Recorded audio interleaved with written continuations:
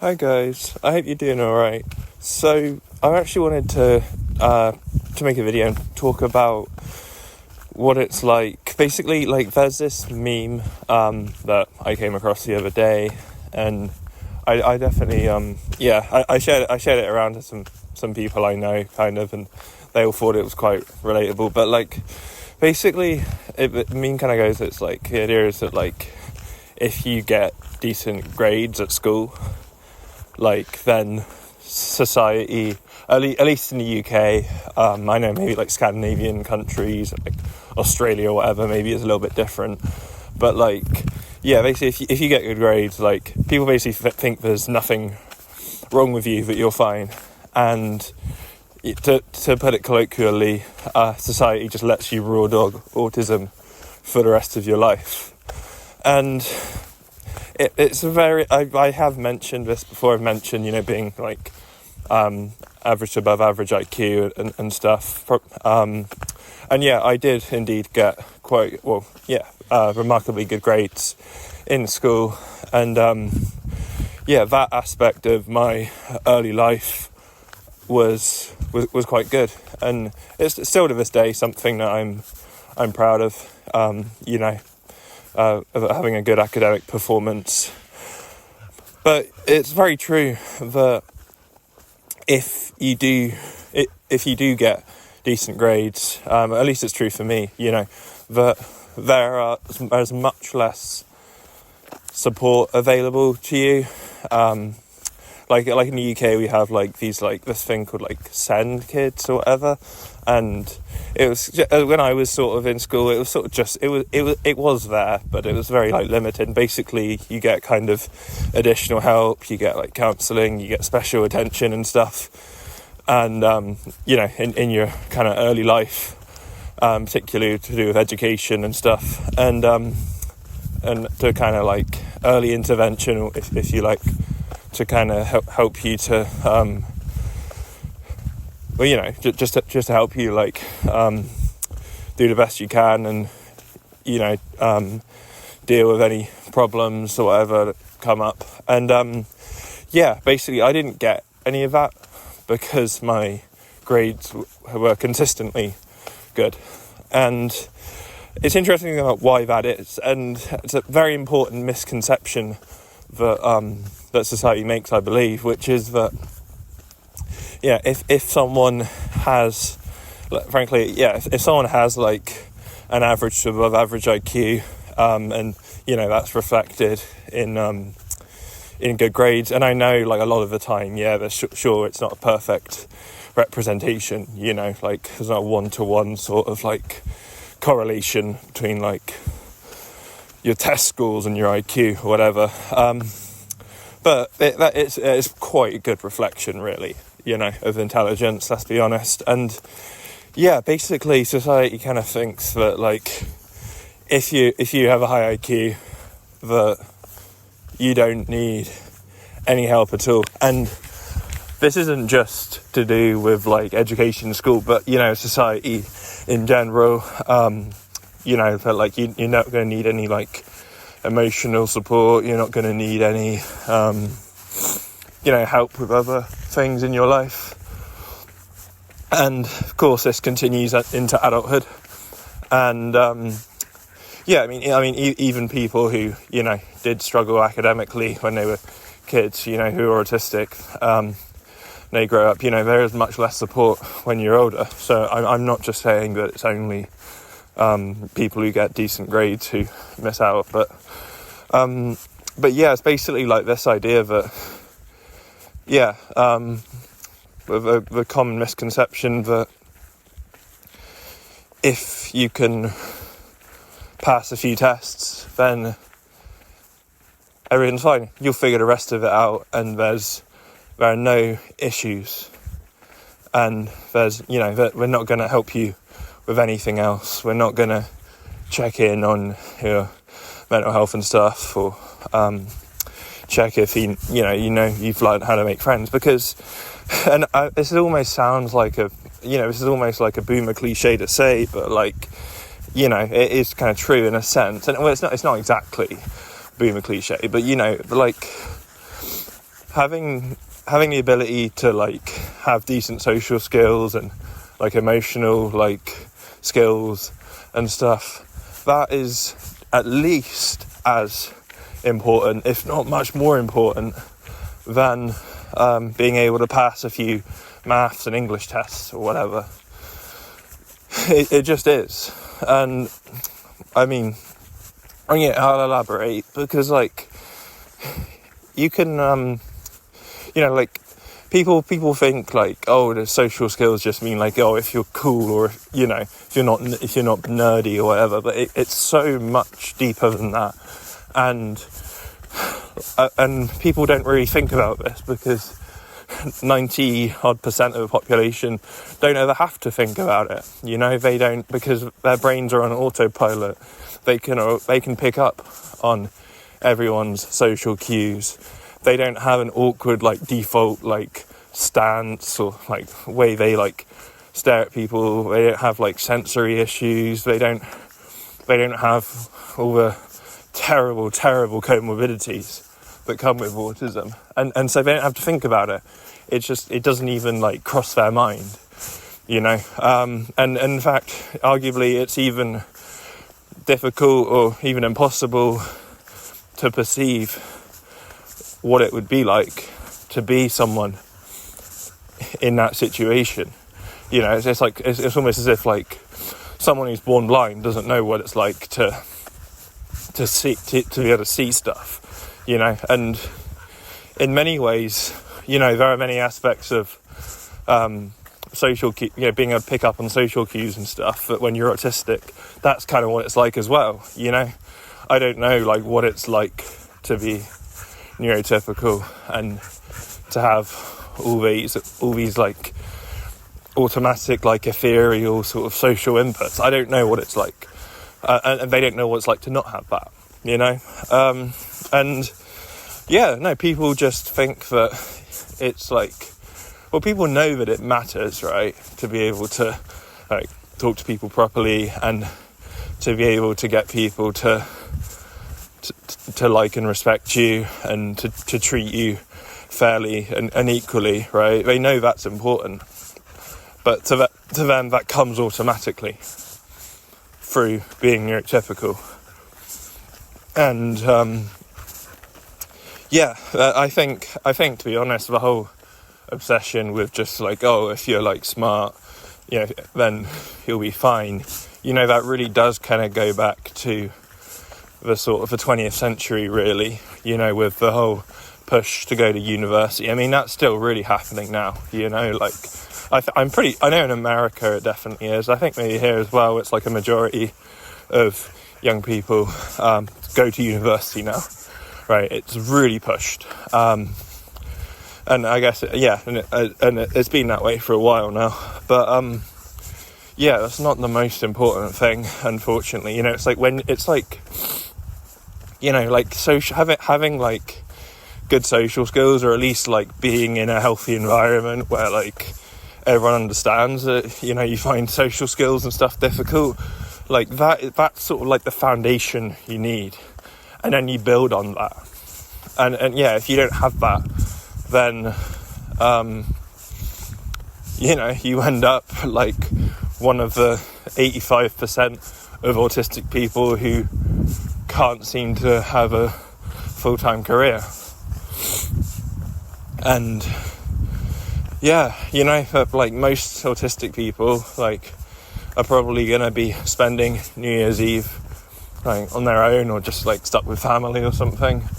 And it's not nice, it's not fun. So it really does, like, I think people in my sort of demographic, being autistic with like above average IQ, and being born like Gen Z sort of, or like early Gen Z, I guess I am, like that demographic really does seem to have sort of slipped through the cracks.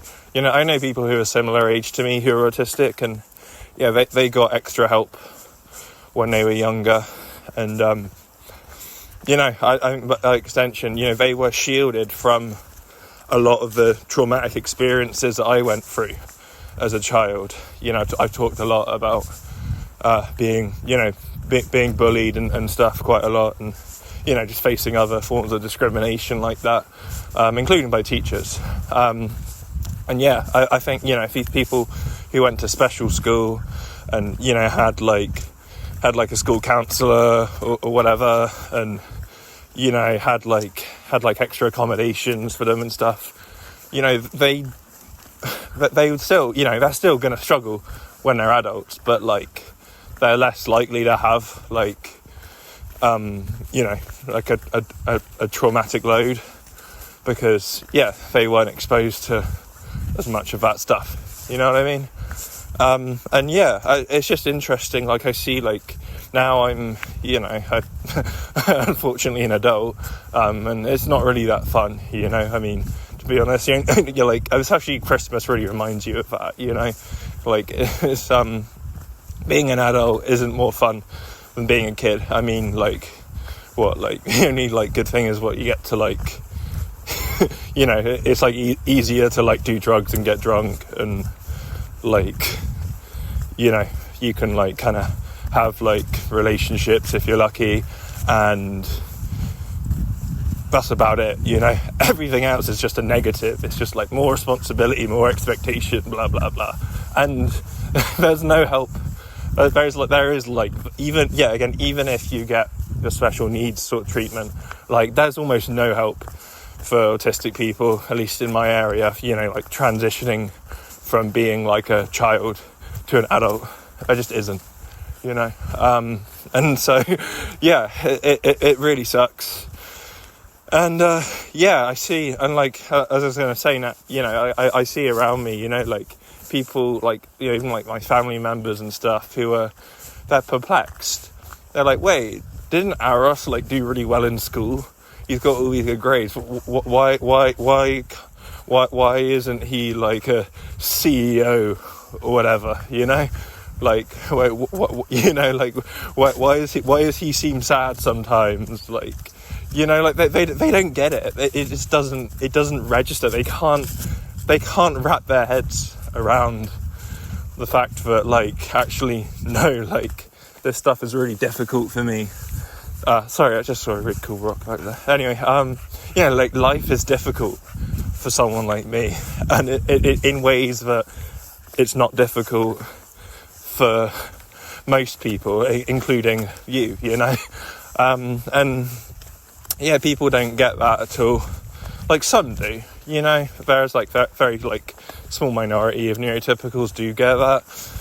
I guess my counsellor would be one, and quite a few sort of progressive people, they understand in some ways. There are other things they don't understand, of course, but it's very frustrating, because it's when you kind of put the same sort of social expectations on me that you do to someone who's neurotypical, and who, someone who doesn't have as many comorbidities as me and whatnot, that's very unfair.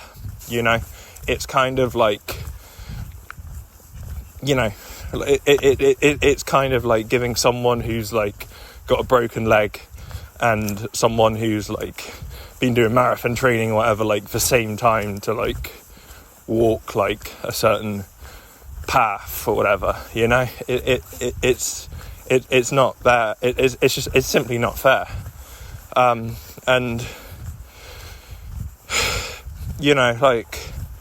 I know I don't want to spend all my time moaning about this, but it is really important to address it, because it causes me problems. It causes me that guilt and that pressure of not being able to fit in to the neurotypical molds that society expects, and it causes people around me to be confused and disappointed in me, and I feel that, and then I just there's a lot of negative kind of feedback from that, that I feel, and that's really difficult. And yeah, people have told me, both in real life and through this medium that like you shouldn't hold yourself to these standards, and I get that, and that is a really comforting thought. And I like that, and it's like, can you just be yourself through, like, whatever, like for real though. And I do like that idea, that's great in theory, that brings peace, that I'm free of the shackles of what society expects of me and stuff. And, I can say, and, that is fair, because lots of things are a lot more difficult for me, including mainly the things that involve like an aspect of social competence, which is most things that matter, really. And if I can just, and sometimes I do. I mean, I have to, like, out of necessity. Like if I had constantly put that pressure on myself to a neurotypical standard, I would have like gone into cardiac arrest by now from the stress of it. And so I do have to kind of take breaks and accommodate myself a bit, of course. But that said, it's very difficult when you're faced with you're faced with the way society is, day in, day out, with these expectations, that it's like, oh, you should be doing this by the time you're 30. Oh, you should be doing this by the time you're 35. Like, oh, you should be like working X hours a week. Oh, you should have like X amount of friends. Oh, you should sleep X hours a night and wake up at X time or whatever. All that stuff. And when you fall flat of that, it's I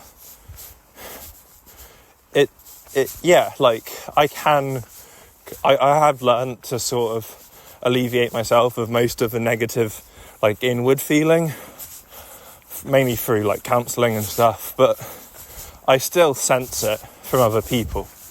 I still sense their frustrations, and their disappointment and their confusion, and sometimes even like, this does hit a nerve, but like, I feel almost a bit of mocking sometimes from people. Like, oh, look at that person, what a loser, and that really hurts, because that really does literally triggers me, back to when I, accumulated a lot of trauma in early childhood from bullying and stuff, and that really sucks, and it's very difficult, and it's one of the main reasons really that I try to, I can't avoid, but, it's not healthy to totally avoid, but, I do try and limit and control